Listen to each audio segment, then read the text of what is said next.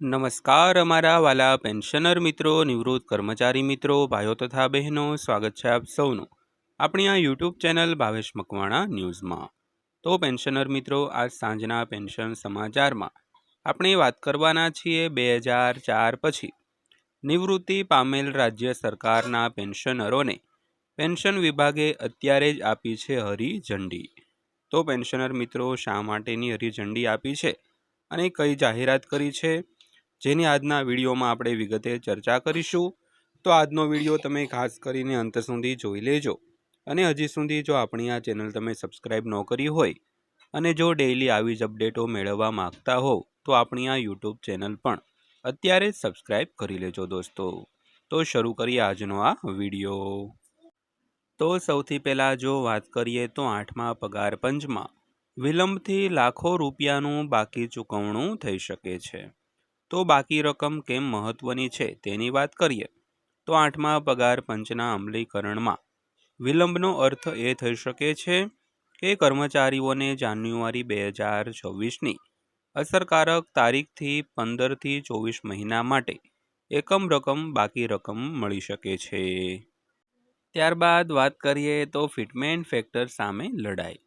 તો કર્મચારી યુનિયનો 3.0 થી 3.83ના ગુણકની માંગ કરે છે, તો જ્યારે નિષ્ણાંતો 2.28 થી 2.86ની અપેક્ષા રાખે છે, જે પગાર વધારા અને બાકી ચૂકવણીનું પ્રમાણ નક્કી કરશે।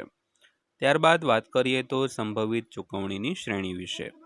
તો ઉદાહરણરૂપ અંદાજ સૂચવે છે કે જો ઉચ્ચ ગુણક મંજૂર થાય તો એન્ટ્રી લેવલ સ્ટાફ માટે બાકી રકમ રૂપિયા 5 લાખથી લઈને ટોચના અધિકારીઓ માટે રૂપિયા 14 લાખ સુધીની હોઈ શકે છે। તો ત્યારબાદ વાત કરીએ તો નવા બાકી રકમના અંદાજથી 8મા પગાર પંચની વાટાઘાટોમાં હિસ્સો વધ્યો છે।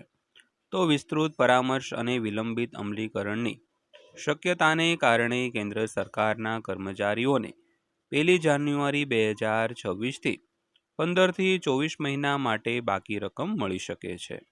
તો 3.68 અથવા તો 3.83 જેટલા ઉચ્ચ ફિટમેન્ટ પરિબળો માટે યુનિયનની માંગણીઓ માસિક પગારમાં તીવ્ર વધારો કરશે, જેના કારણે લેવલ 1 સ્ટાફ માટે લગભગ રૂપિયા 5 લાખથી ટોચના અધિકારીઓ માટે બાકી રકમ રૂપિયા 14 લાખ થશે। તો નિષ્ણાંતો ચેતવણી આપે છે કે અંતિમ ફિટમેન્ટ પરિબળ જે 2.28 અને 2.86ની વચ્ચે અપેક્ષિત છે, તે સરકારના નાણાકીય બોજ અને પ્રાપ્ત થતી વાસ્તવિક રકમને નોંધપાત્ર રીતે પ્રભાવિત કરશે। તો ત્યારબાદ વાત કરીએ તો 1 કરોડથી વધુ કર્મચારીઓ અને પેન્શનરોને નોંધપાત્ર ચૂકવણી મળી શકે છે। તો 8મા પગાર પંચમાં લગભગ 50 થી 55 લાખ સેવારત કર્મચારીઓ અને લગભગ 65 થી 69 લાખ પેન્શનરોને આવરી લેવામાં આવ્યા છે, જે તેને ભારતના જાહેર ક્ષેત્રના સૌથી મોટા વળતર કાર્યક્રમોનો એક ભાગ બનાવે છે।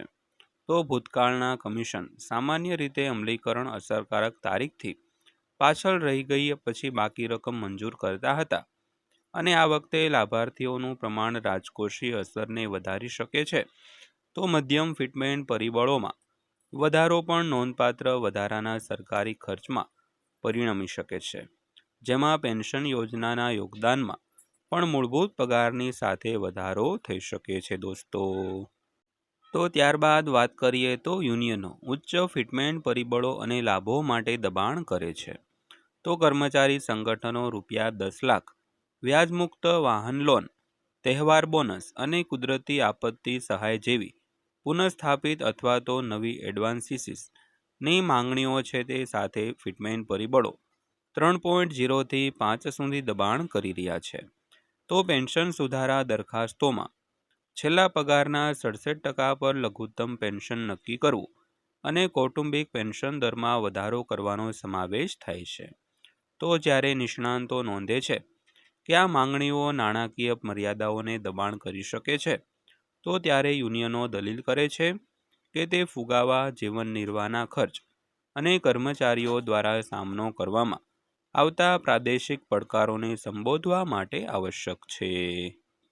તો ત્યારબાદ વાત કરીએ તો આપણે અહીં કેવી રીતે પહોંચ્યા। તો 8મા CPCની રચનાથી લઈને સમયમર્યાદાના દબાણ સુધી. તો 3 નવેમ્બર 2025ના રોજ ઔપચારિક રીતે રચાયેલ 18 મહિનાના આદેશ સાથે 8મા પગાર પંચે તેની મેમોરેન્ડા સબમિટ કરવાની અંતિમ તારીખ ઘણી વખત લંબાવી છે, જે હવે 15 જૂન 2026 માટે નક્કી કરવામાં આવી છે. તો પેનલ અંતિમ ભલામણો તૈયાર કરતા પહેલા હિસ્સેદારોના અભિપ્રાય એકત્રિત કરવા માટે રાજ્યોનો પ્રવાસ કરી રહી છે. તો આ સમયમર્યાદા અમલીકરણમાં વિલંબની શક્યતા બનાવે છે, જેને કારણે કર્મચારીઓ અને પેન્શનરોમાં પગાર સુધારા અને મોટા પાયે બાકી રકમ બંને માટે અપેક્ષા છે તે વધી રહી છે દોસ્તો. તો દોસ્તો આ હતી આજની માહિતી પસંદ આવી હોય, વિડીયો સારો લાગ્યો હોય તો વિડીયોને એક લાઇક કરજો અને રોજે રોજ આવા જ વિડીયો જોવા માટે આપણી આ ચેનલ સબસ્ક્રાઈબ કરી લેજો.